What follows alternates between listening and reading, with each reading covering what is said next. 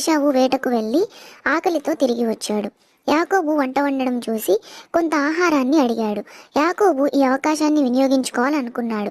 నీకు కొంత ఆహారం ఇవ్వాలి అంటే నీవు పెద్ద కొడుకుగా ఉన్న నీ జన్మ హక్కును అనగా నీ జ్యేష్ఠత్వాన్ని నాకు ఇవ్వు అని అడిగాడు. అందుకు ఏశావు భవిష్యత్తు గురించి కొంచెం ఆలోచించి తన ఆకలి కోసం తక్షణమే జ్యేష్ఠత్వాన్ని ఇచ్చేశాడు. సంవత్సరాలు గడిచాయి. ఇస్సాకు వృద్ధుడయ్యాడు మరియు అతని కంటి చూపు కూడా పూర్తిగా తగ్గిపోయింది. ఇక తన ఆశీర్వాదాలను అందించే సమయం ఇదే అని నిర్ణయించుకున్నాడు. ఏశావు పెద్ద కుమారునిగా గొప్ప ఆశీర్వాదాన్ని పొందుతాడు అనుకున్నప్పుడు రిబ్కా యాకోబునకు అనుకూలంగా ఒక ప్రణాళికను రూపొందించింది.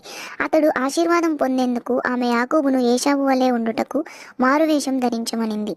ఏశావు యొక్క దుస్తులు యాకోబుకు ధరించింది మరియు మేక చర్మాన్ని యాకోబు యొక్క చేతులకు మెడ మీద కప్పింది.